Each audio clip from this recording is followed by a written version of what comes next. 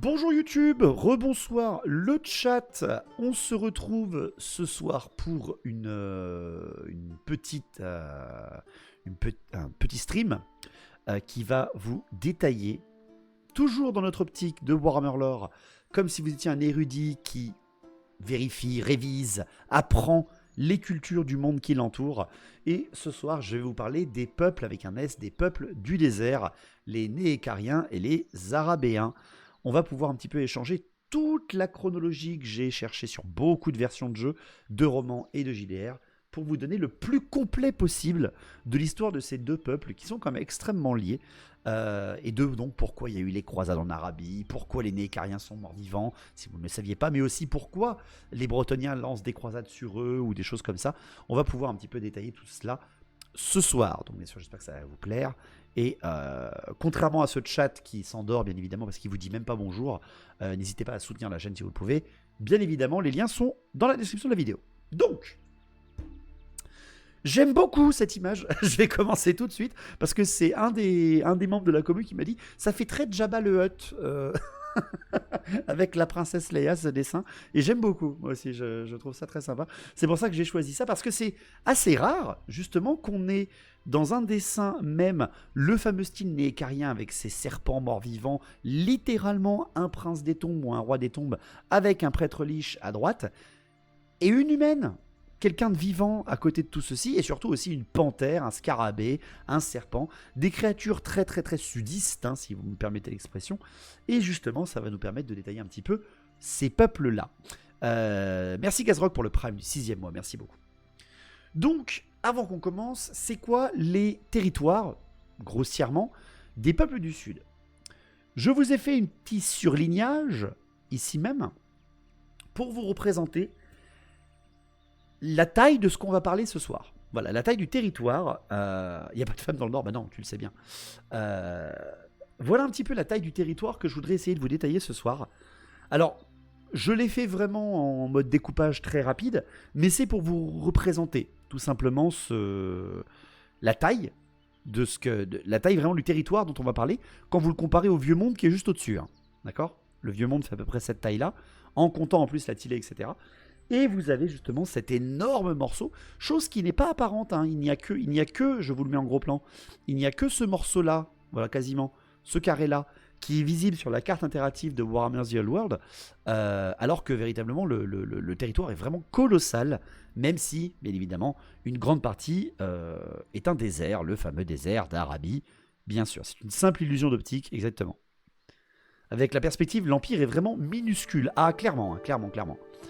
C'est encore une fois, l'Empire se dit la nation la plus grande du monde. Ils en sont très très loin. Il y a Qatar en effet. Ouais, il y a Qatar. Il y a plein de mots. On va en parler. Donc, je vais essayer un petit peu de vous détailler chronologiquement, avant de vous parler de la géographie qui elle n'a pas vraiment changé depuis le début de l'histoire de ce monde, des peuples qu'on peut trouver sur un territoire comme celui-ci. Alors, je vais aussi un peu parler de géographie avant, c'est obligé. Quand on regarde un petit peu la carte générale du monde de Warhammer, ce territoire, qui sont la péninsule des morts, j'en sais rien, je sais pas comment l'appeler, la péninsule du désert, voilà, je veux dire ça, ou le territoire du désert, ce territoire est extrêmement central, je parle au niveau équateur, dans le monde de Warhammer. Dans plusieurs versions du jeu, on sait que les vents de magie balayent le monde. C'est-à-dire que depuis le portail ouvert au nord sur littéralement le monde de l'éther, et le grand vortex qui aspire la magie hors du monde en nul tuant, on sait que les vents de magie balayent le monde. Des rafales de vent, parfois même des tempêtes de magie, ce qui permet justement à des mages d'utiliser leur pouvoir, à des rituels d'avoir lieu, ces sortilèges d'être maintenus depuis des siècles. La seule chose, ce que l'on sait, c'est que plus on se rapproche de l'équateur du monde, que ce soit venant du nord ou venant du sud, plus on se rapproche de l'équateur et plus la magie est rare. Les vents de magie sont beaucoup plus faibles. Tout simplement parce qu'il y a, depuis le nord ou depuis le sud, les émanations de magie primaire, c'est-à-dire les sites primaires qui attirent la magie à eux, exemple la forêt d'Atel-Lorraine, la terre de Sylvanie, Nagaroth, Ultuan en lui-même, ces territoires-là sont habités par des territoires primaires de magie. Et ils aspirent ces vents. Quand ils passent, les vents s'arrêtent un petit peu et s'attirent vers ces endroits, ou alors les vents se dirigent vers le grand vortex pour y être aspirés. Tout ceci, bien sûr, en lien avec la toile géomantique, mais là, c'est tout un stream de magie. On n'est pas là pour ça.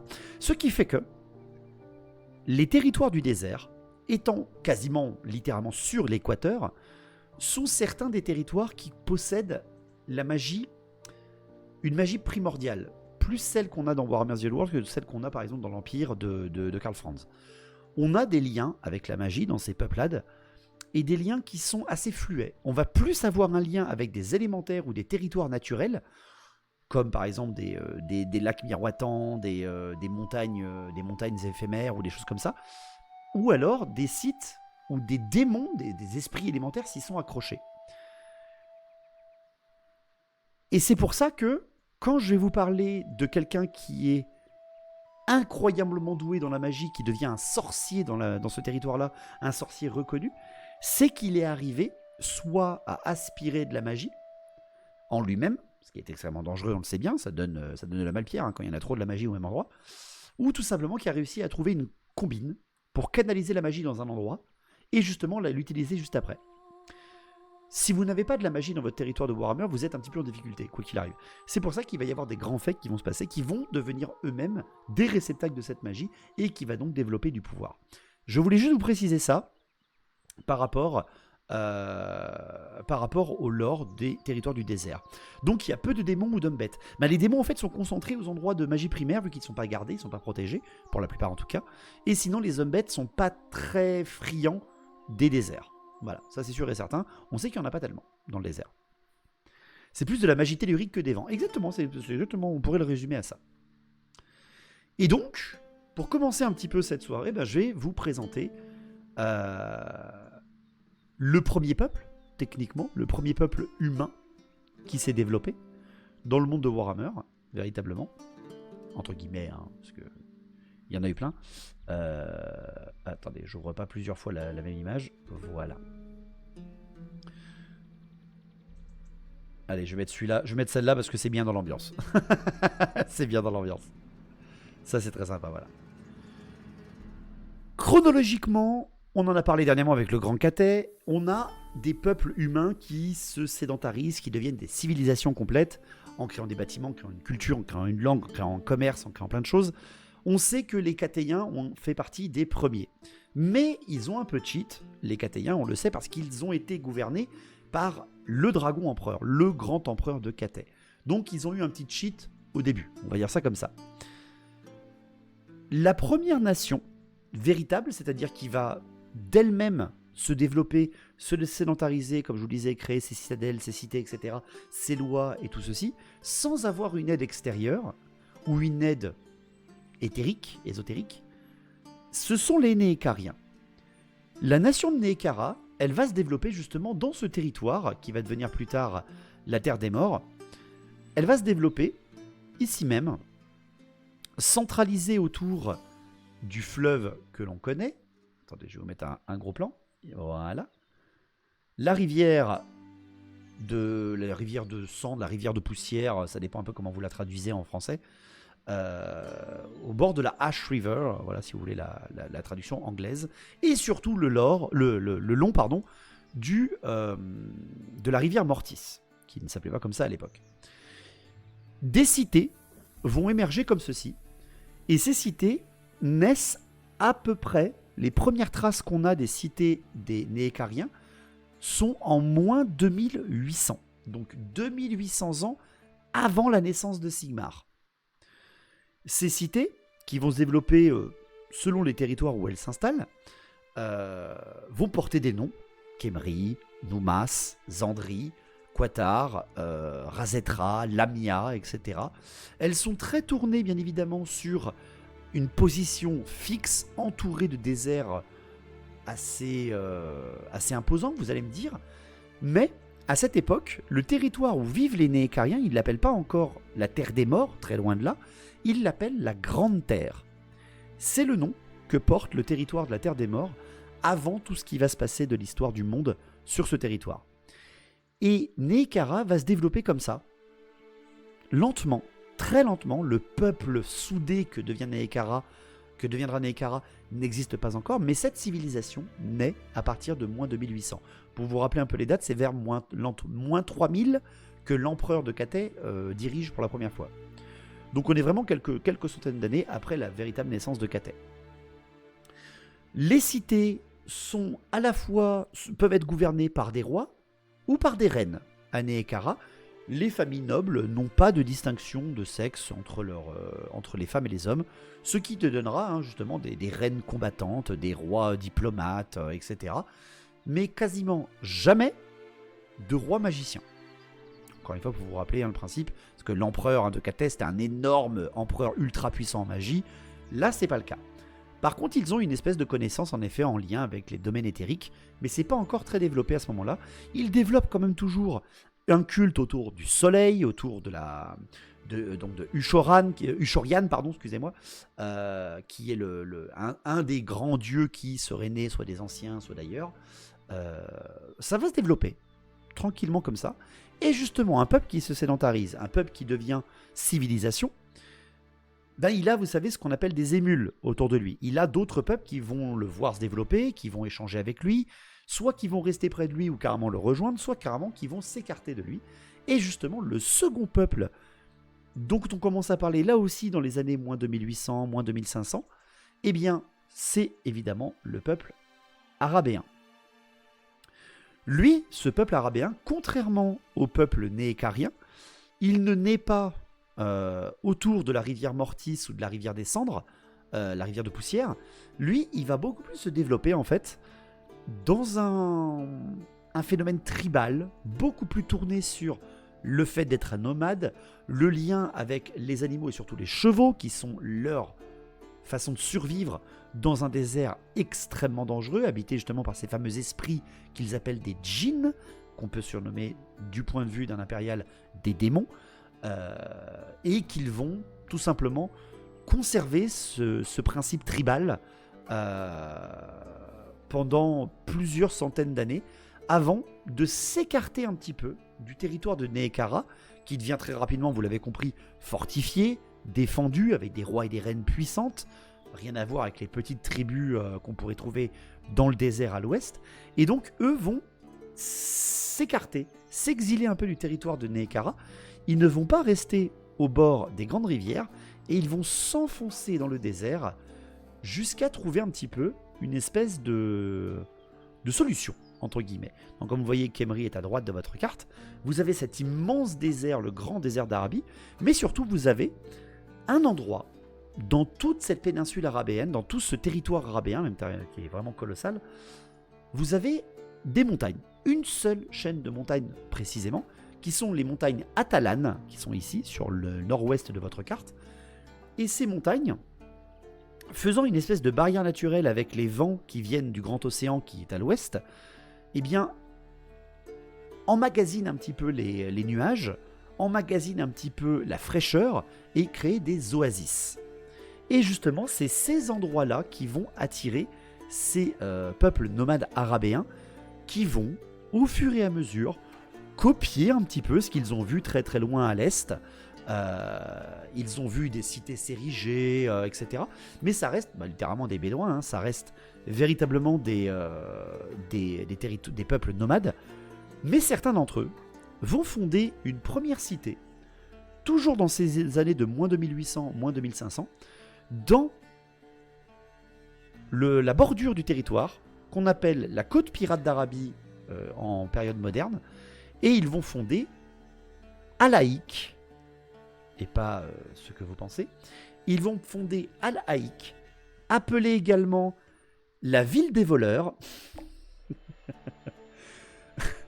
parce que, voilà, du point de vue de beaucoup de gens, les nomades de ces territoires-là, sont un peu des raideurs aussi, on va expliquer pourquoi, mais aussi parce que cette ville va se concentrer autour d'un comptoir commercial.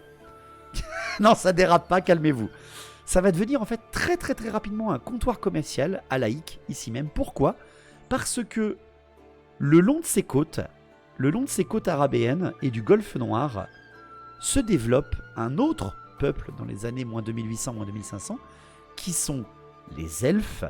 Et les elfes, voyant ce peuple humain, très attaché à ses chevaux, avec un lien avec la nature, le fait d'être nomade pour éviter d'être tué par des démons, il va y avoir une espèce d'échange, de compréhension qui va se faire, et un commerce va naître à Alaïk, un commerce avec des races extérieures aux humains, des races étrangères, et les Arabéens vont commencer à fonder leur peuple et leur civilisation sur le commerce des elfes.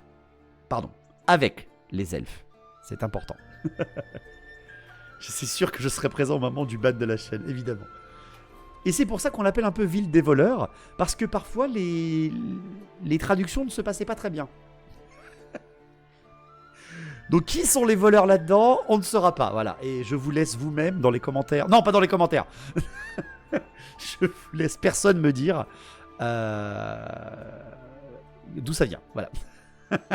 N'en dites pas plus, s'il vous plaît. N'en dites pas plus. C'est juste parfait, voilà, exactement. Seule petite chose, c'est que, vous l'avez compris, sur un territoire aussi vaste que celui-ci, comprenant quand même quasiment 70% de désert, les terres arables, les terres fertiles, ou les terres ouvertes sur le commerce, sont très lourdement contestées. Vous vous en doutez. Et très rapidement, dans ce début de civilisation qui naît, entre Nehekhara et les Arabéens, et même entre Nehekariens et entre Arabéens, des tensions vont très très vite monter. Les Nehekariens, forts de leur puissance sédentaire pour chaque petite ville qui se développe au fur et à mesure, encore une fois, Khemri, Zandri, Noumas, etc., surtout ces trois-là, eh bien, un espèce d'appel à l'expansion, parce que rien ne leur résiste. On est là vraiment à l'époque avant même une guerre entre nains et peaux vertes, par exemple, une des guerres majeures des nains peaux vertes. Les humains qui se développent ici avec des armées surentraînées, d'un côté, ou alors des armées nomades extrêmement entraînées sur leur territoire, aguerries. Rien ne va résister à la puissance néhékarienne pendant un temps. Les rois et les reines vont donc se lancer dans un domaine d'expansion très rapide. Les rois et reines de Nehekhara, pas trop intéressés d'aller vers l'ouest, pensant que le désert n'est que le désert, et surtout la grande flotte de Zandri n'étant pas encore ce qu'elle deviendra plus tard, ils vont se concentrer sur tout ce qu'ils ont autour d'eux. Les jungles du sud, les terres des montagnes, très rapidement impossibles à passer, et surtout le nord des terres arides, où là c'est un boulevard ouvert vers les territoires encore plus au nord, et un âge d'expansion va se développer pendant presque 300 ans pour Nehekhara. Nehekhara va conquérir les terres arides, dominer certains territoires, faire la guerre aux nains, même pendant quelques temps, jusqu'à ce que l'avidité humaine, parce que ça reste des humains, hein, tout simplement, une certaine espèce d'avidité du fait que certains rois se disent maîtres d'un territoire qu'ils ne peuvent même pas défendre eux-mêmes, eh bien, les rois et reines de Nehekhara, après un âge d'or qui va durer presque 200 ans, vont se foutre sur la gueule, vont littéralement se retourner les uns contre les autres, et en quelques années, dizaines d'années seulement, il va y avoir véritablement une autodestruction de Nehekhara. Nehekhara va vraiment se gangréner elle-même de corruption et de désir d'expansion, et va vraiment s'écrouler sur elle-même, devenant en fait des dizaines de petites cités et une demi-douzaine de majeures cités se faisant la guerre pour le peu de territoire ou alors les territoires qu'elles ont conquis récemment. Du côté des Arabéens, bien protégés encore une fois par le désert, ils vont continuer de développer leur commerce avec les elfes et vont apprendre justement que on peut vraiment commercer n'importe quoi. Si on a la science en plus de la navigation, on peut même aller commercer avec n'importe qui. Et selon certains dires des elfes, qui arrivent maintenant à les comprendre, il serait même possible qu'il y ait d'autres peuples avec qui échanger, d'autres humains, etc. Et ils vont commencer un petit peu à réfléchir à ça, les Arabéens, très loin du désir d'expansion des Néhékariens, vu que de toute façon, autour d'eux, ce n'est que du désert ou de la mer. Tout ça, bien sûr, va changer à l'arrivée d'une personne. L'arrivée d'une personne en terre de Nehekhara va changer la donne. En terre de Nehekhara, un homme, hein, juste un homme, va devenir roi de Khemri, une des cités majeures les plus grandes. Et ce roi, il va s'appeler Settra. En moins 2500, Settra commence son règne et se fait surnommer l'unificateur. Settra, son but, c'est tout simplement d'essayer de restaurer l'âge d'or de Nehekhara, qui est maintenant totalement fini, vu que tout le monde est rentré en guerre intestine, et de reprendre en fait cette idée que Nehekhara n'avait qu'un seul projet, s'étendre, écraser ses ennemis et devenir la seule et unique nation du monde. Il est vraiment vu, Settra déjà de son vivant, comme un unificateur tyrannique, littéralement. C'est très simple. Il est allié, Settra, il est allié à des mages. Il est allié à un culte qui prône le fait qu'il a trouvé ou va trouver le secret de la vie éternelle. Ce culte, vous le connaissez, c'est le culte mortuaire. Settra, il va tout simplement, avec l'aide de ces mages qui maîtrisent une forme de magie où ils peuvent enfermer le peu d'essence de magie qu'ils maîtrisent dans des artefacts ou des amalgames, c'est-à-dire des statues qui bougent, il va transformer les armées de Khemri en des armées surpuissantes où il va mêler la science des chars du désert qu'il maîtrise parfaitement, la science de ces lignes d'infanterie colossales et la magie de ses sorciers pour créer des armées inarrêtables. Tout simplement, Settra, grâce à son alliance avec le culte mortuaire qui s'est développé à Khemri, eh bien, rien ne résistera à l'unification qu'il désire. Alors certes, il y aura des rébellions, certes, il y aura certains qui ne vont pas vouloir, il va les écraser. Littéralement, il n'y a aucune négociation avec Settra. La fondation du culte mortuaire naît pendant ces années-là, donc dans les années moins 2500, et tout simplement, ça va être à nouveau, on va l'espérer, un nouvel âge d'or pour Nehekhara, qui va commencer à naître avec cette optique que, incroyable, si Settra est suffisamment puissant et si Settra arrive à son projet qu'est l'immortalité que lui promet le culte mortuaire, il pourra réussir parce qu'il est immortel.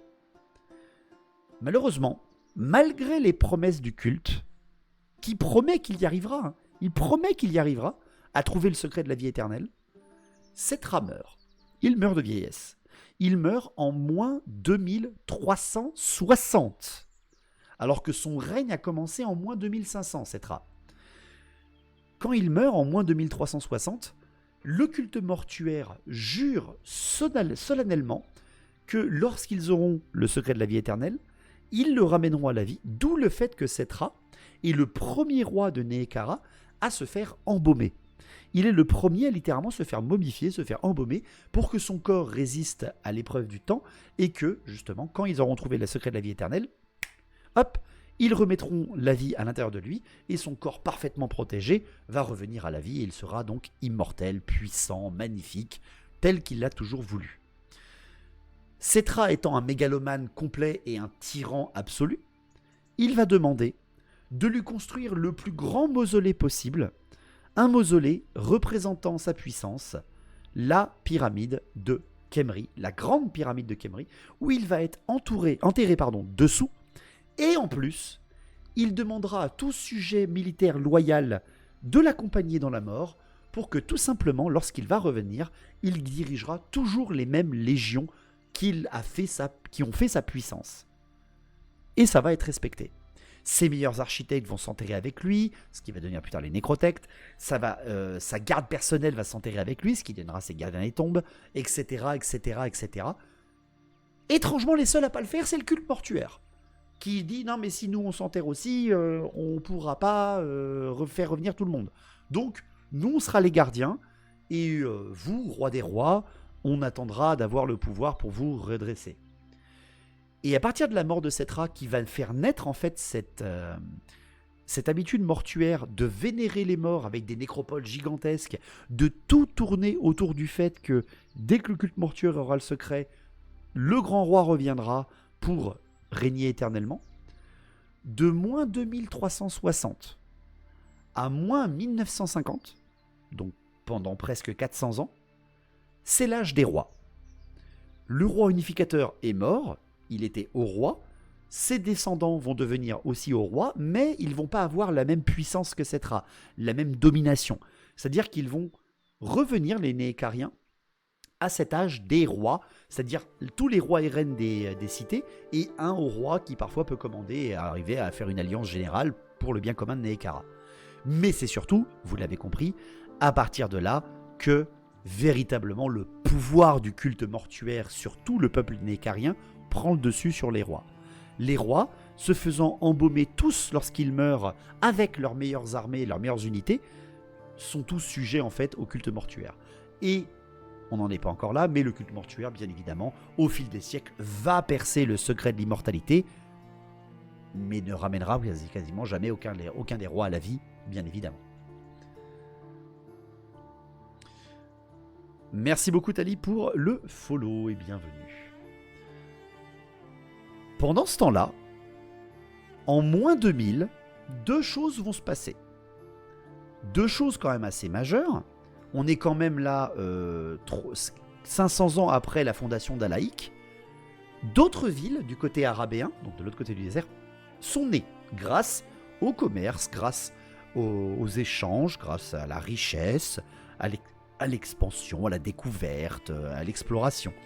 On a les villes de Lachik, on a les villes de Koffer, on a ces petits territoires qui se développent, des cités, et donc un peuple qui était à la base de nomades se transforme en peuple sédentaire pour à peu près 60% d'entre eux, 50% d'entre eux, et continue à se développer tranquillement dans son coin, bien protégé par son désert et son océan. Pour l'instant, aucun danger d'envahisseurs, aucun danger de maléfices, tout va bien pour les Arabéens. Et justement, sachant que leur peuple se débrouille plutôt bien, se développe plutôt bien, voyant que la terre commence à redevenir désert et que rien ne peut remplacer les oasis dont ils ont besoin pour développer leur ville, ben peut-être que la solution, elle serait plus en Arabie, pour les Arabéens, pour leur expansion, pour leur domination, encore une fois. Elle serait peut-être plus au nord. Peut-être vers des terres qui maintenant sont connues des Arabéens et qui deviendront plus tard l'Estanie ou l'Attilée. Mais, avant tout ça, dans les mêmes années, en moins 2000, c'est la naissance d'une personne. D'une personne qui va littéralement changer la face de tout ce morceau de la planète et même de la planète elle-même. En moins 2000, c'est la naissance de Nagash. Et ce petit monsieur, il va naître dans la famille royale de Khemri. Et surtout, il va naître avec une affinité à la magie. Ce qui est assez rare dans ce territoire. Il ne sera pas simplement un prêtre du culte mortuaire, il va très vite gagner les échelons et monter les échelons et devenir le haut prêtre du culte mortuaire, du haut roi de tout Néhékara, qui est lui-même son frère, son grand frère. Durant ces années de haut prêtre de Néhékara, Nagash va se concentrer, va apprendre, étudier les djinns, la magie résiduelle qui parcourt sa planète, son territoire, va comprendre qu'il y a des terres où la magie est beaucoup plus balayante, il y a beaucoup plus d'énergie. Il va apprendre beaucoup de choses, et c'est un jour, en moins 1968, que des elfes noirs, parce que rappelez-vous que le territoire, les peuples qui échangeaient avec les Arabéens étaient des elfes, j'ai pas précisé lesquels depuis le début, exprès pour ça, parce que les Arabéens échangeaient bien aussi avec des elfes noirs, d'où le fait que les Arabéens développent très bien leur territoire. Ah ça, ils le développent très bien, parce qu'ils le développent avec de l'esclavage. Voilà, mais j'ai pas encore tout dit, je garde un peu de surprise. Et donc justement, des elfes noirs vont s'échouer sur les côtes de Néhékara et vont se faire capturer par Nagash et sa garde personnelle. Et Nagash, comprenant que ces êtres différents des humains, avec une affinité avec la magie différente et surtout possédant des savoirs qu'il ne connaît pas, il va les torturer pendant extrêmement longtemps pour leur tirer les vers du nez et tout simplement pour qu'ils enseignent à cet humain la magie noire. Une magie qui, on le rappelle pour ceux qui n'étaient pas là dans les streams de magie, la magie noire, c'est les 8 vents de magie condensé en un seul, entièrement débridé de puissance. Quand c'est la même chose, totalement contrôlée, cherchant à canaliser tout ça en un flux d'énergie blanche, c'est la haute magie. Si tu prends juste tout d'un coup, que tu serres dans un bocal et que tu essaies de faire tenir, c'est de la magie noire. Ça te donne de la malpierre quand tu arrives à le rendre solide. Et ce gars-là, cet humain, veut apprendre cette magie. Problème, c'est pas fait pour les humains. C'est impossible pour un humain de maîtriser la magie noire. La magie noire, c'est quelque chose qui est censé être pour un corps qui maîtrise les 8 vents. Les elfes peuvent y arriver, certains grands sorciers du chaos peuvent le faire, mais pas tous, déjà c'est pas tous qui peuvent maîtriser la magie noire. C'est-à-dire que Nagash, il va essayer de maîtriser cette magie. Il va essayer de maîtriser cette magie noire débridée de puissance, qui va bien sûr, vous en doutez bien, atteindre son cerveau et son âme, et il va créer, il va vraiment trouver une espèce de parade pour que son corps et son esprit d'humain puissent, qui est fondamentalement puissant, on est bien d'accord, puissent maîtriser cet aspect de la magie condensée en un seul et même endroit, qui est de la magie noire, et il va appeler ça la nécromancie. Grâce à ce pouvoir, Nagash, de son vivant, se gorge lui-même d'énergie nécromantique, de magie noire, et devient capable d'animer les morts. Une fois cette connaissance acquise, juste pour vous donner une idée de la puissance du gars, il lui faudra moins de 10 ans pour apprendre cette magie. Easy, tranquille quand on a le cheat code. En moins de 1950, il va emmurer vivant son frère, devenir à la fois grand prêtre du culte mortuaire et haut roi de Khemri, et à partir de là, pendant 250 ans, va commencer le règne de terreur de Nagash. Et Nagash, depuis le trône de Khemri, il va dévaster Nehekhara. Souhaitant devenir plus que Settra, plus que tout être au monde même, parce que Nagash, possédé par la magie noire et son esprit complètement taré depuis le début, on est bien d'accord, Nagash va tout simplement vouloir devenir le seul humain à atteindre quelque chose que jamais personne n'a réussi à atteindre, alors qu'on sait que ça existe dans ce monde-là. Il veut devenir un dieu. Il veut devenir le dieu de cette planète. Il veut devenir le contrôleur absolu de toutes les âmes de cette planète. Le rêve qu'on se fait tous le lundi matin pour aller se motiver au travail, bien évidemment. Et pour ce fait, il va devoir commencer par soumettre tous les territoires qui l'ont vu naître. Malheureusement, il y a un petit souci. Je vous l'ai dit, les Nehekariens sont très casaniers. Chaque ville est capable de se débrouiller toute seule. Et justement, sans Settra et la puissance de Settra pour écraser les autres, avec ses entraînements militaires et sa science de la guerre, eh bien les rois des 7 autres grandes cités majeures de Nehekhara vont se rebeller contre Nagash, qui est censé être leur haut roi, mais qui a atteint le pouvoir en tuant son frère. Et donc une grande guerre, la fameuse terreur de Nagash, va vraiment ravager Nehekhara à ce moment-là, en une guerre civile totale. 7 rois contre un seul. Nagash n'est pas seul dans cette aventure, bien évidemment. Il a son grand vizir, qui on va dire son second, son apprenti, qui est Arkane le Noir, à qui il va apprendre justement également la magie de nécromancie, qui va devenir son plus fidèle serviteur, et à eux deux, ils vont avoir assez de puissance pour faire jeu égal avec les 7 autres rois de Nehekhara pendant 250 années. Pendant ce temps-là, les Arabéens, toujours encore une fois de l'autre côté du désert, échangeant très peu avec les Nehekariens parce qu'ils savent ce peuple belliqueux, les Arabéens se développent toujours. Ils se développent même un peu plus dans le désert. Voilà, ils osent même se rapprocher un petit peu. Ils fondent, par exemple, les villes de Kassabar, qui sont très très loin dans le sud, de l'autre côté même du désert. Ils fondent la ville de Bel Aliad, ils font la ville de Martek, et surtout, ils fondent la ville également de El Kalabad.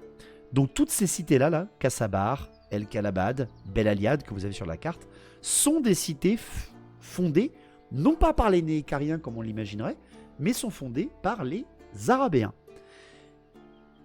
Et surtout, deux villes sont extrêmement importantes pour les Arabéens.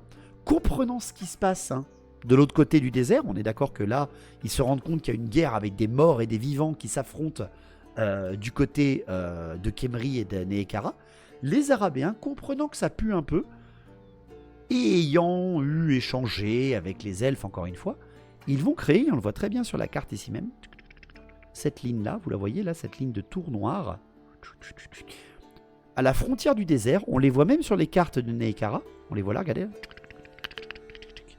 toutes ces lignes-là, on les voit très bien. Ils vont créer de grandes tours de pierre, presque ce qu'on dirait des pierres gardiennes, des espèces de grandes tours de pierre fortifiées, où ils vont installer des garnisons, pour totalement surveiller ce qui arriverait de l'Est. Parce qu'ils savent complètement que Nehekhara est un danger, une menace pour l'Arabie et le peuple arabéen. Il faut rappeler que la magie noire marche littéralement à Lego. Ah ben on le sait avec Manfred von Karstein, complètement. Donc, le peuple arabéen, pendant un temps, et pourtant on ne le sait pas du tout dans le monde de Warhammer, je trouve, il a encerclé et carrément, il a ghetto, Nehekhara, littéralement, en se disant non mais là ça pue. Voilà. Là vraiment c'est trop dangereux. Voyant justement ce territoire qui est sécurisé maintenant, avec de grosses forteresses gardant leur frontière est, les Arabéens, dans un souci d'expansion et aussi dans une petite volonté quand même de mieux gagner sa vie, on est bien d'accord, vont également quitter leur territoire. Ils vont quitter leurs cités qui sont maintenant largement développées depuis presque 1000 ans, on est bien d'accord. Ils vont quitter leur première cité et vont aller traverser le grand océan en direction du nord, souhaitant poser le doigt sur un morceau de la carte et expliquer que c'est à eux, car ils sont le peuple le plus développé, le peuple ayant maîtrisé l'art de la navigation, l'art de la guerre éclair, possédant une culture supérieure aux autres, et vont donc envahir l'Estalie et l'Attile et y poser des colonies. C'est à partir de là que les Arabéens, ayant enfin un pied-à-terre posé en Estalie et en Tillé, vont littéralement se remplir les coffres d'or grâce au commerce d'esclaves, principalement. Donc les Arabéens sont également un peuple belliqueux, mais c'est quelque chose qui est dans leur doctrine, tout simplement. Ils ne se disent pas tous en mode tyran total qui va mettre le monde à genoux, mais ils ont l'air de se développer dans la même optique que les Néhécariens, mais plus lentement parce qu'ils n'ont pas eu de cité avant les Néhécariens. Les Arabéens, dans cette idée d'expansion, ayant réussi leur conquête primaire d'Estalie et de Tillé, voyant quand même que le territoire à côté néhécarien est un petit peu dans l'ambiance de guerre, ils vont tenter même des envahissements, ils vont tenter un petit peu des attaques sur les Néhécariens, surtout bien sûr sur le port de Zandri, qui est l'un des plus grands ports de toute la région, voire le plus gros port de toute la région. Malheureusement pour les Arabéens, 3 fois par le roi Rakaf III, ils se feront repousser, prouvant bien que même si c'est la guerre civile en Néhékara, un seul des 7 rois alliés contre Nagash est suffisamment puissant pour repousser 3 invasions arabéennes. Voilà, c'est pour vous rappeler le fait que quand même c'est assez tendu entre deux. En moins 1600, donc après quand même, comme je le disais, 250 ans de guerre, Nagash se fait battre. Nagash se fait battre tout simplement parce que certes il a de la magie nécromantique surpuissante, mais il n'a pas la science stratégique de Settra, et au final il ne dirige qu'un seul territoire sur les 8. Il se fera donc renverser, et il se fera abattre. Il se fera repousser, il s'enfuira de Khemri, accompagné toujours bien sûr de certains de ses copains. En moins 1600, c'est la fin de Nagash et de la guerre de terreur de Nagash. Et là, on retourne pour 400 ans de système féodal en Néhékara. Les Néhécariens n'arriveront pas à se mettre d'accord. Les Néhécariens ne pourront pas élire un nouveau haut roi, et c'est un nouvel âge des rois féodaux qui vont se faire la guerre entre eux, qui vont faire la guerre contre des créatures qui passeront sur leur territoire, contre les orques, contre les nains, contre les elfes, contre les démons qui pourraient popper par des tempêtes ou des choses incompréhensibles qui pourraient arriver. Parce que tout simplement, quelque chose a changé à partir de ce moment-là, à partir du premier règne de Nagash. La magie en Néhékara a augmenté de fréquentation, a augmenté de fréquence. En Eekara, depuis le règne de Nagash, la magie est devenue plus puissante. Parce que rappelez-vous que la magie est attirée par les sites qui attirent un vent spécifique. Et Nagash ayant contrôlé la magie noire pendant près de 250 ans dans le territoire de Khemri, eh bien la magie noire a commencé, et rappelez-vous que la magie noire c'est les 8 vents de magie, la magie noire a commencé à s'agglutiner un petit peu sur Neekara, transformant un peu le territoire, le faisant devenir un peu plus désertique. Certes, pas la terre des morts que ça deviendra, mais la Grande Terre va commencer à connaître des premières époques de famine. Et pour en rajouter, dans cet âge tumultueux de moins 1600 à moins 1200, non seulement le culte mortuaire est toujours présent, parce que c'est toujours eux qui ont le monopole de ce territoire-là, et derrière, la reine, une des reines des 7 cités alliées contre Nagash, une reine qui s'appelle Neferata, va récupérer des grimoires de Nagash. Et dans ces grimoires, elle va trouver une formule pour peut-être devenir elle aussi immortelle comme Nagash. Vous comprenez bien que Neferata, la reine de Lamia, va ainsi créer la malédiction du vampirisme. Question sérieuse, il reste des vivants à cette époque? Oui, ils sont encore tous vivants les Néécariens. Tous sont des vivants. Ce sont bien des vivants contre les morts. Dans ces années de moins 1600, moins 1200, c'est, encore une fois, pour essayer de vous rappeler un petit peu le contexte total et international, dans les années moins 1500, vous avez le sortilège tenté par les hommes lézards pour retracer le monde et réaligner la toile géomantique. Vous avez la machine Skaven sous Scarron qui explose pour les conquêtes Skaven. Vous avez la distorsion du grand vortex par Malekith et la seconde guerre civile au Elfe Noir. Vous avez l'arrivée massive des peaux vertes par les montagnes de l'Est. Bref, vous avez un bordel sans nom dans les années 1500, en plein milieu justement de cette époque où l'Arabie est en train d'étendre ses frontières vers l'Estalie et la Thylée, et aussi avec toute cette histoire de guerre civile et d'âge des rois numéro 2 en Neekara. Tout ça en Neekara va se terminer en moins 1200. En moins 1200, un nouveau roi va arriver en Neekara. Un roi qu'on ose dire presque l'égal de Settra. Et ce roi, c'est Alcadizar. Alcadizar, lui, il ne sera pas l'unificateur. Alcadizar, il sera connu comme le conquérant. Alcadizar, il va devenir lui aussi au roi de Khemri. Et surtout, Alcadizar va réunifier par les conquêtes, en prenant des cités, en prenant des territoires, pour tout simplement les redonner aux gens en disant maintenant c'est moi le chef, ou alors tiens, tu peux être mon allié, ceci est à toi. Et justement, Alcadizar est surnommé aussi le conquérant, parce que Alcadizar va prendre, littéralement, il va conquérir la ville de Kassabar. Une ville qui, à la base, n'est pas néécarienne. Il va soumettre, pour la première fois, officiellement, le territoire arabéen sous la tutelle de Neekara. La cité arabéenne de Kassabar, qui est la plus au sud de Neekara, la plus isolée bien sûr du territoire arabéen, va se faire défoncer par Alcadizar et il va réunifier par ce fait Neekara. Alcadizar cependant, pas bête la chouette, il va très rapidement calmer le jeu avec les Arabéens, comprenant aussi que c'est un territoire extrêmement étendu à l'ouest qui peuvent les menacer, qui peuvent leur faire des blocus, des choses comme ça. Alcadizar, il n'a pas envie de perdre son temps avec ça, il est un conquérant, il peut conquérir de plein de manières différentes, et il va même s'allier. Il va même s'allier avec les Arabéens, comprenant qu'ils ont une science du désert qui est incroyable, ils ont une science de la navigation qui est vraiment impressionnante pour un peuple qui est à la base nomade, et donc il va écouter un petit peu les paroles de ce peuple, et lorsque, dans le propre territoire néécarien, une histoire de corruption de vampires qui sont des morts-vivants déguisés à Lamia, une nouvelle guerre interne va naître en Neekara où, à nouveau, tous les rois vont s'allier contre une seule. Neferata va se faire attaquer par Alcadizar, bousillant donc dans l'œuf, malheureusement inefficacement, la malédiction du vampirisme. On sait que Alcadizar s'est allié aux Arabéens surtout de Bel Aliad et de Bagar, les territoires les plus à l'est du territoire des Arabéens. Eh bien, il va s'allier avec ces tribus arabéenne, en plus des autres rois, pour défoncer Lamia et réduire à néant les espoirs de Neferata, la reine des vampires, la première des vampires.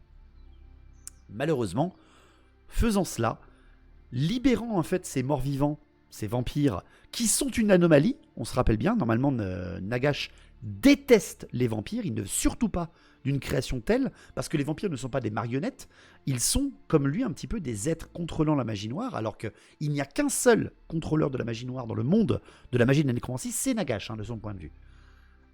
Les survivants vampiriques de Neferata vont rejoindre le nord, en exil, tout simplement, de Lamia. Ils vont s'enfuir au nord, et ils vont tomber au-delà du détroit de Nagash, et ils vont rencontrer à nouveau Nagash, à Nagashizar, au pic de l'an. Et tout simplement, ils vont rencontrer un Nagash totalement différent de celui qui a pu attaquer la Nehekhara il y a plusieurs siècles. Un Nagash corrompu par les énergies de la magie noire et de la malpierre. Il est l'archiliche, le grand nécromancien du monde.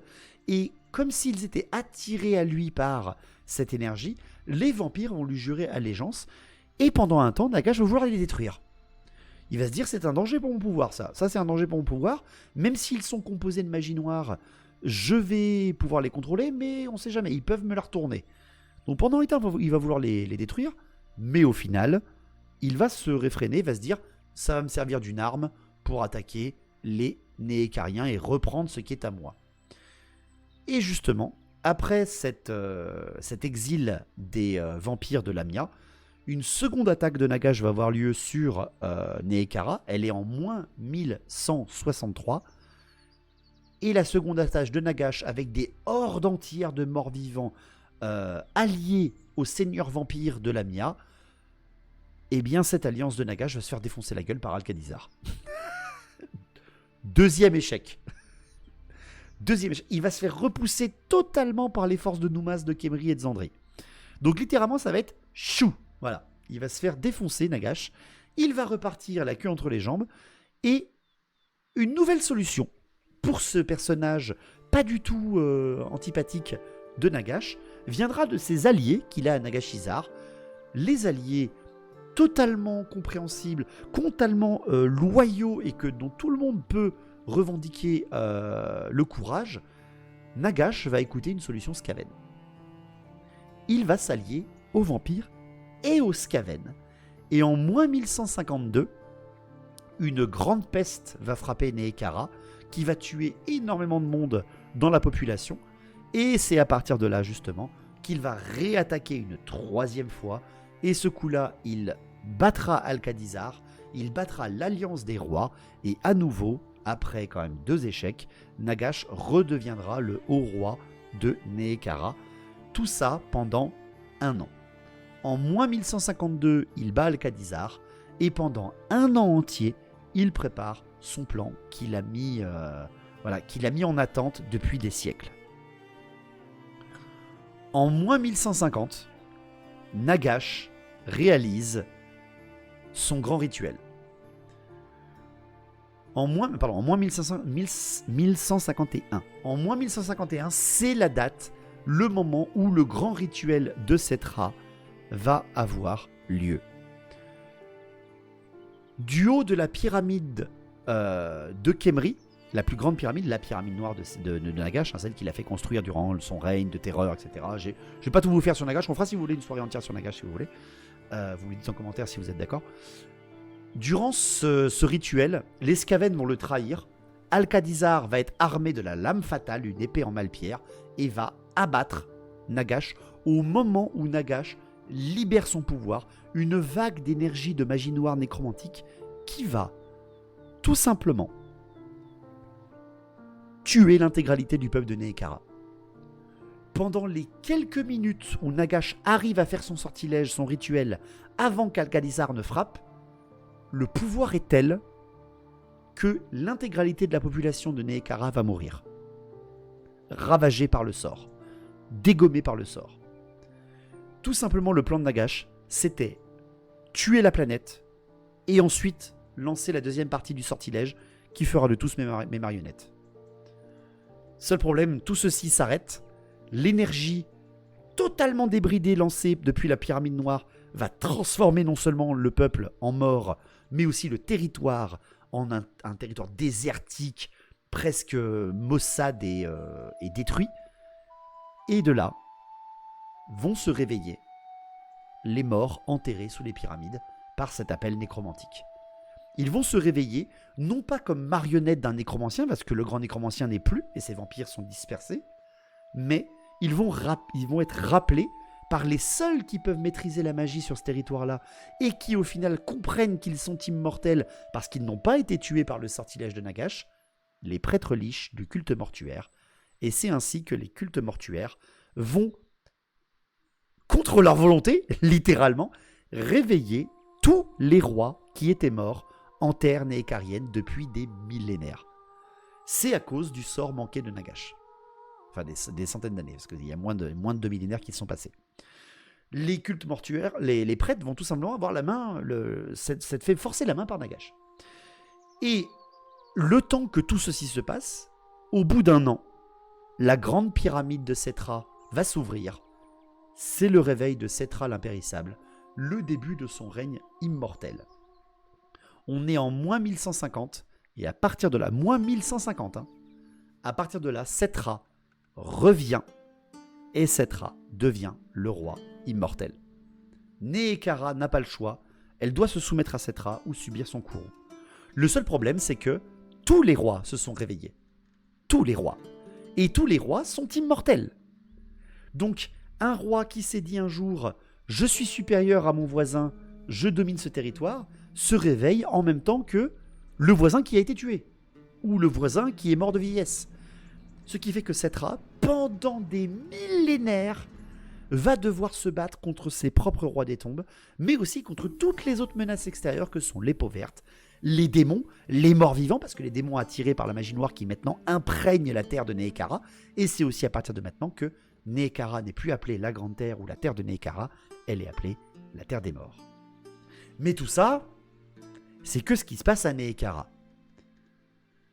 Un an après le réveil de Settra, juste un an, donc là vous imaginez, en 2 ans il y a eu le grand rituel, en 3 ans il y a eu la grande guerre, le grand rituel, le réveil de Settra, bref il y a eu plein de choses qui se sont passées. Et bien encore après, en moins 1149, et bien il y a quelqu'un qui a échappé à la mort définitive, entre guillemets, qui s'en va de Nehekhara, sentant que c'est la merde, littéralement. Et cette personne, c'est Arkhan le Noir.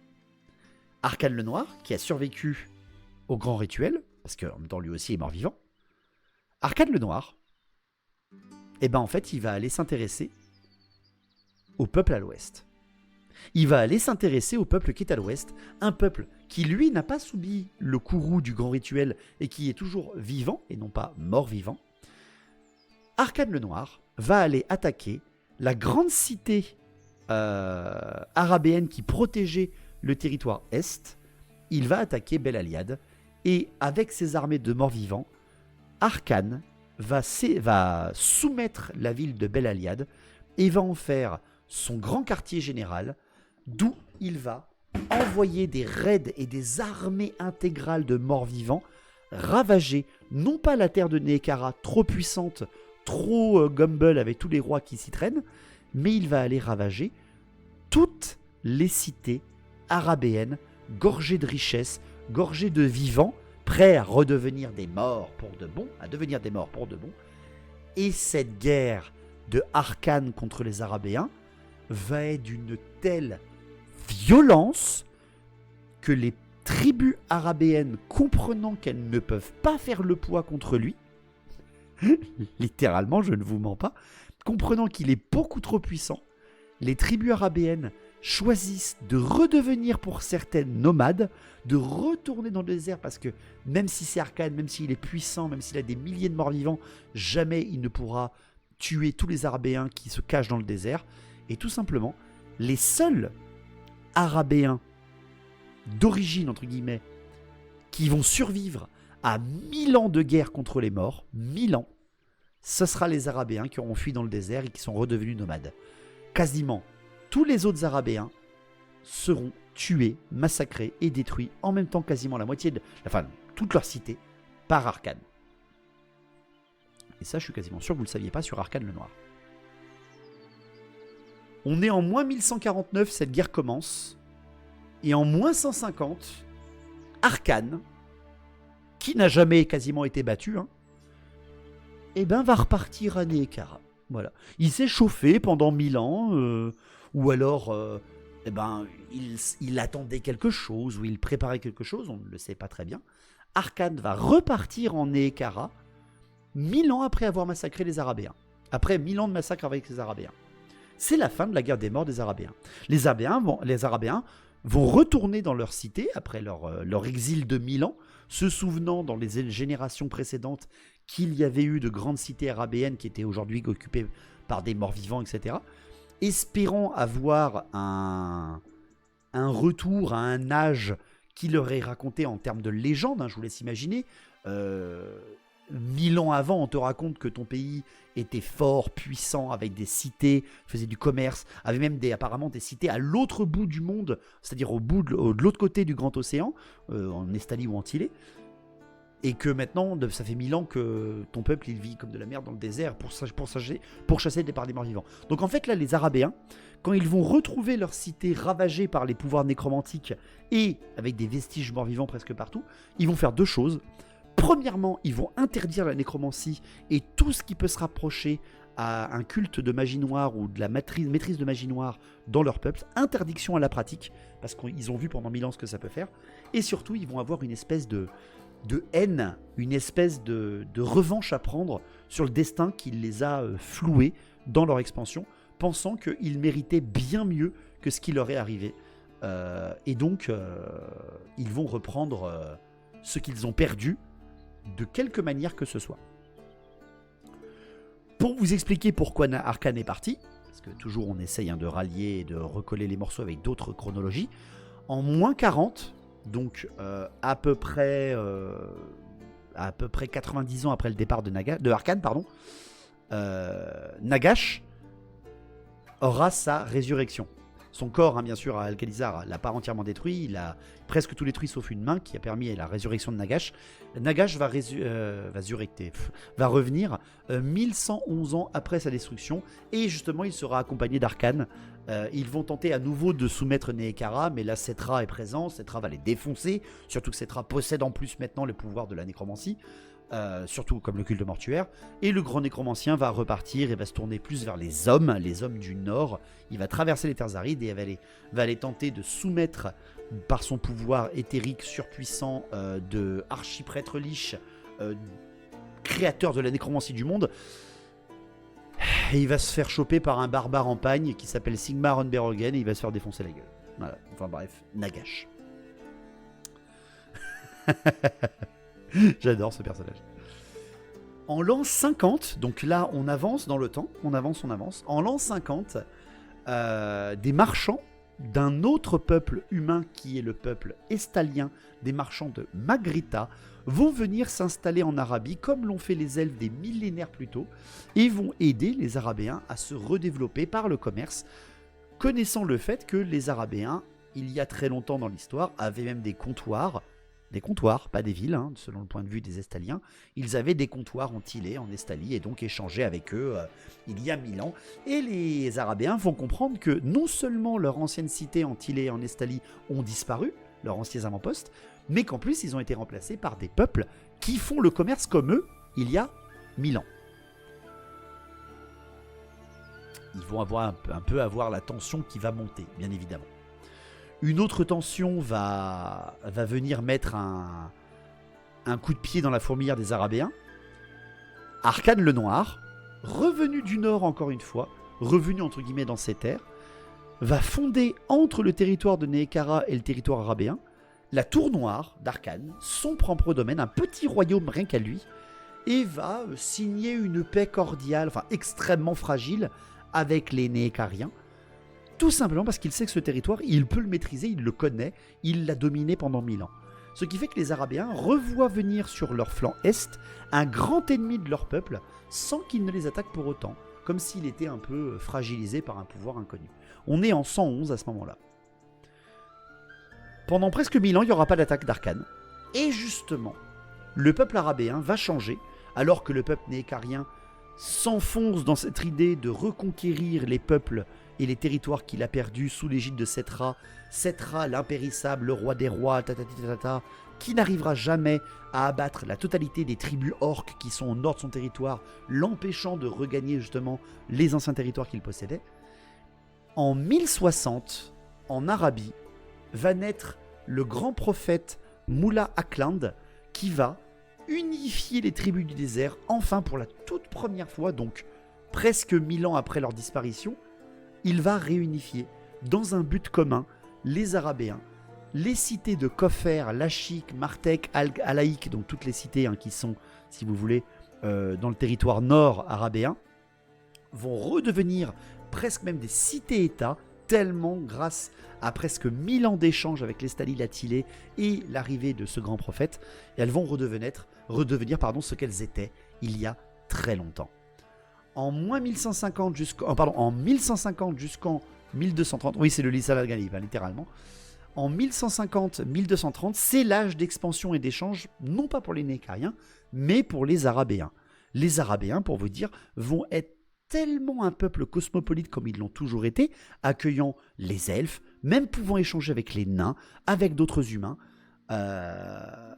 Ils vont même accueillir des Catéiens et des hauts-elfes pour reprendre à nouveau ce contact avec le commerce qui a toujours fait leur notoriété et surtout qui a toujours fait leur richesse et leur domaine d'expansion. On raconte même que durant ces années-là, des routes vers de l'or, des grandes cités d'or au sud du territoire arabéen, dans les grandes jungles, vont être ouvertes, amenant encore plus de richesse à ce peuple. Et bien évidemment, encore une fois, tout changera pour ce peuple-là avec un sorcier de leur peuple, un sorcier arabéen. On rappelle que les Arabéens ont interdit le culte et la pratique de la magie noire et de la nécromancie dans leur territoire, mais un sorcier en 1230 qui s'appelle Maïk al-Rak va tout simplement, par une science de portail et de miroir, pour concentrer la lumière du soleil et en faire une énergie ou en faire un fameux artefact d'énergie solaire surpuissant, quelque chose de magie céleste si vous voulez un petit peu, on pourrait l'imaginer comme ça, ou magie du feu, un peu mêler les deux à la fois. Eh bien, il va faire ses expériences dans la terre, dans le territoire de Bel Aliad, cette cité qui, on le rappelle, a été prise par Arcane le Noir et a été son centre de commande pendant 1000 ans, donc où énormément de magie noire s'est concentrée. Ce sorcier Maïk al-Rak, lors de la création de sa magie des miroirs, va ouvrir un portail à la forteresse du crépuscule et va se faire posséder par un duc du changement. Il va devenir l'hôte d'un démon majeur de Tzeentch et grâce au malheur à lui, il va, influencé par ses manigances, le savoir que lui chuchote le démon ou tout simplement ses pouvoirs, il va influencer à nouveau la pratique de la sorcellerie et donc de la manipulation de magie noire en Arabie. 10 ans plus tard, les Arabéens, redevenus très rapidement belliqueux envers les territoires qui anciennement leur appartenaient, maintenant unifiés sous une seule bannière de leur grand sultan et tout simplement fiers de leur culture, vont aller envahir l'île de Sartosa. Ils reprennent leur conquête au nord, sachant que le territoire à l'est est toujours trop dangereux, que les jungles au sud sont toujours trop dangereuses. Toujours une solution pour l'expansion, le nord. Ils vont littéralement envahir l'île de Sartosa, qui à l'époque était une île Norse, une île Norscan. Ils vont défoncer les Norscan, s'installer là, et à partir de ce pied pris à Sartosa, on peut dire que le territoire arabéen est redevenu ce qu'il était avant sa destruction par Arcane. Malheureusement, à l'intérieur de leur peuple, est en train de grandir la corruption de Tzeentch et des démons. Et c'est pour ça qu'en 1435, celui-là vous le connaissez, un mage surpuissant, au-delà même des pouvoirs que pouvait avoir n'importe quel des mages arabéens, le grand sultan Jafar va régner sur l'Arabie. Il va manipuler par une connaissance éthérique les djinns, ces fameux génies, les démons qui sont dans les déserts. Il va, par force de persuasion et par pouvoir, influencer les tribus. Et on raconte même qu'il s'était allié aux Skaven pour réaliser des assassinats pour les Tchèques ou les sultans qui n'étaient pas d'accord avec lui. Il va soumettre l'intégralité des cités-États et les tribus nomades. Il va devenir grand sultan et il va lancer l'invasion, comme c'était prévu pour beaucoup d'Arabéens depuis des siècles, l'invasion de l'Attilée et de l'Estalie pour récupérer les terres qui sont à eux, perdues depuis des millénaires. Et c'est là, bien sûr, et c'est là, en 1448, jusqu'en 1550, se passera les fameuses croisades en Arabie. Vous avez des vidéos sur la chaîne qui vous en parlent. C'est très très loristique, très connu de notre monde.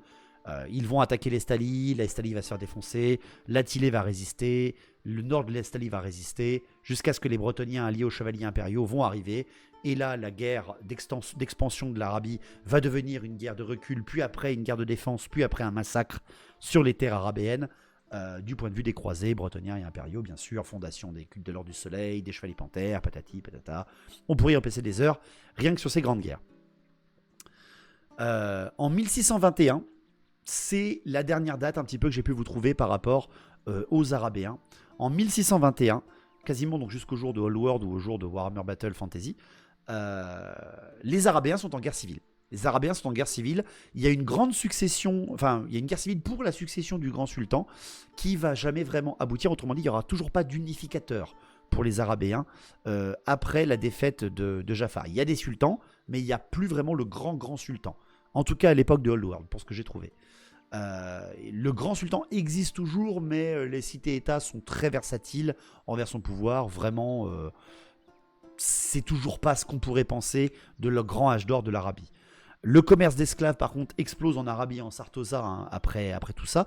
Il y a de très nombreux raids sur l'Arabie par les Norse, par les corsaires, qui sont quand même toujours repoussés, mais à très difficilement et surtout par des très grands manques d'unification arabéens.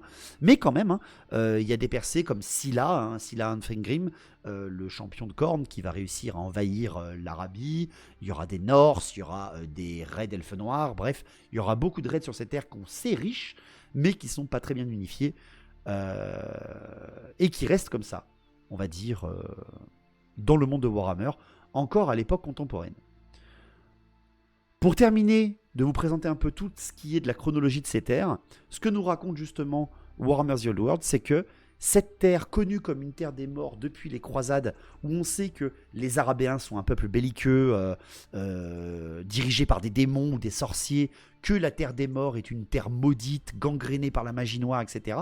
Rappelez-vous que les Bretoniens, on l'a vu la semaine dernière, les Bretoniens, par leur culture chevaleresque, se disent que si un ennemi menace la Bretonie, il faut aller tuer cet ennemi avant qu'il nous attaque et qu'il corrompe notre belle Bretonie. Et c'est pour ça qu'en 2276, un baron, le baron Carade de Quenel, lance une croisade dans la Terre des Morts pour abattre les rois des tombes qui pourraient commencer à menacer le territoire des principautés frontalières, qui sont des territoires quand même protégés par les Bretoniens pour la plupart. Et justement, c'est ce qui va déclencher après cette attaque du baron Carade, les événements contemporains de Warhammer The Old World, avec la mort du baron Carade, la poursuite des rois des tombes en terre de principautés frontalières, l'arrivée de la main rouge, la défense de Cécile Gaston, le réveil, l'attaque de Cetra, bref, tout ça relancera après le lore de Warhammer The Old World, mais ça sera pour une autre soirée. Tout ça, les amis, c'était la chronologie historique que j'ai pu vous faire par rapport à tout ça, par rapport à la Terre des Morts, anciennement la Grande Terre de Nehekhara, et les grands déserts arabéens. Précision dans le livre JDRV 2, il est dit que Nagash a eu des descendants humains purs parmi les peuples arabéens juste après sa première défaite. Alors, certes, mais ça n'a aucune incidence sur tout ce qui a pu se faire, mais ça peut être une seule incidence d'avoir des sorciers puissants chez les Arabéens, c'est possible. Pour les dernières précisions, du côté arabéen, pour ce qui est un petit peu de la géographie, vous l'avez donc compris, le nord-ouest, ce sont les oasis. Vous avez les villes majeures du nord-ouest, Lashik, Koffer, Alaïk. Vous avez des villes arabéennes qui existent toujours, El Kalabad, Bel Aliad. Et vous avez ensuite, bien sûr, celles qui sont tombées ou celles qui sont détruites. Et du côté de Nehekhara, vous avez toujours les 8 cités majeures. Vous avez Noumas, Khemri, Zandri, Qatar, Bagar, Razetra, Marak et Libaras, anciennement dirigée par Lamia. Lamia qui est donc une cité détruite, maudite même par la malédiction du vampirisme. Et on sait que, géographiquement, quasiment jamais les terres de Settra, même encore depuis qu'il s'est réveillé en étant impérissable, quasiment jamais le territoire de Nehekhara n'a pu se développer au sud. N'a quasiment jamais pu aller au-delà des jungles de l'ouest ou de la jungle des dieux. La jungle des dieux qui est à l'est, la jungle de l'ouest qui est à l'ouest. Tout simplement parce qu'on raconte qu'elles sont lourdement protégées par des créatures plus anciennes même que les Nehekhariens, très certainement des hommes lézards. Et on sait aussi qu'il n'est jamais allé raser Nagashizar ou des choses comme ça. Mais, par contre, on sait que le culte mortuaire et le territoire de Settra a été tellement versatile dans les époques, tellement il y a eu de conquêtes et de territoires qui se sont perdus, et puis des territoires abandonnés, oubliés, des gens enterrés sans qu'on le sache, etc., que il est très difficile de dire où s'arrête dans le nord, où s'est arrêté dans le nord le territoire de Nehekhara, de l'époque où ils étaient vivants, de l'époque où ils étaient morts vivants, etc. Et pour vous dire, le Lord de Old nous le raconte, il y a des chercheurs de l'université impériale qui font des fouilles et qui ont trouvé des sites de culte mortuaire néhékhariens en Wissenland ou en Rekland. Des sites millénaires qui datent d'avant la fondation de l'Empire. Donc techniquement, le territoire de Nehekhara, il allait très très loin, hein, vraiment très très loin.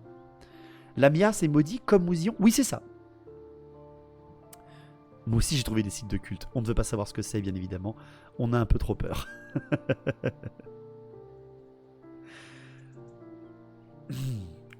Donc, pour vous terminer un peu le point de vue des peuples envers les Néhékhariens ou les Arabiens, donc le point de vue des humains, des Bretoniens, des Estaniens, des Tiléens, des nains ou des elfes par rapport à ces territoires extrêmement lointains. Pour ce qui est des Arabéens, on sait de notoriété publique que les Arabéens ont toujours les yeux rivés sur la Tilée ou l'Estalie, parce que les terres sont plus fertiles, elles sont moins dangereuses que les leurs. Ils ont toujours cette espèce de vieille légitimité sur ces terres qu'ils veulent revendiquer. Donc ils savent, hein, tous les territoires du Vieux Monde savent que l'Arabie est un territoire poudrière. Ne sortez pas du contexte que je viens de dire. Bien qu'étant un peuple nomade, ils sont aujourd'hui quand même quasiment pour 60% tous sédentaires, mais restent des extrêmement aguerris des combats dans le désert. C'est ce qui a permis d'ailleurs à leur peuple de survivre par les raids Norse ou les raids d'Orkai. Les cités arabéennes sont extrêmement cosmopolites et acceptent des choses qui sont interdites dans beaucoup d'autres cultures, comme vous l'avez compris, l'esclavage. C'est un peuple marin autant qu'il est cavalier. Les dirigeants sont tout de même souvent belliqueux, encore une fois, surtout envers l'Estalie et la Tilée, et ils n'ont, les Arabéens, quasiment aucun contact amical ou autre avec les Néhékhariens. On raconte même que les pirates arabéens, donc ceux de la côte des pirates d'Arabie d'Alaïque, sont très connus pour être une épine dans le pied du roi de Zandri, avec sa fameuse grande flotte de Zandri et son grand port, parce qu'ils savent que les navires de Zandri sont parfois gorgés d'or. Du côté du peuple néhékharien, à la base, un peuple fier, discipliné, loyal et surtout vivant à une époque. Aujourd'hui, on le sait, c'est un peuple maudit.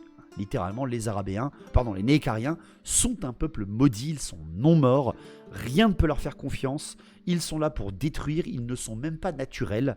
Le règne totalitaire de leur roi immortel qui a déjà menacé l'Empire, déjà menacé la Bretonie, et surtout l'influence de ces mages liches, morts et vivants à la fois, qui font passer la nécropole et le culte de la mort au-dessus des vivants depuis des millénaires, est une preuve du point de vue d'un impérial de la menace néfaste qu'est la Terre des Morts, mais aussi de tous les secrets qu'elle peut cacher. Les œuvres et les rois et les dynasties sont plus durables que la vie elle-même dans ces territoires. D'énormément de secrets sont cachés là-dedans. Mais aller dans cet endroit, c'est risquer 2 fois la mort, la vôtre et celle des habitants du territoire.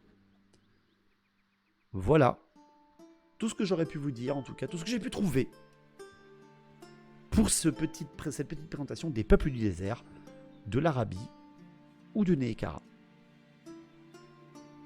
Petite question un peu hors sujet, mais d'où vient leur lien avec la poudre noire?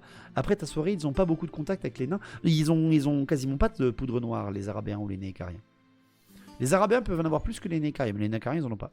C'est une belle région, n'est-il pas? Ah oui, complètement. Une armée arabienne ressemblerait à quoi en termes d'unité? Tu pourrais faire tout le délire que tu veux. Vraiment tout le délire que tu veux. Avec les peuples bédouins, les peuples...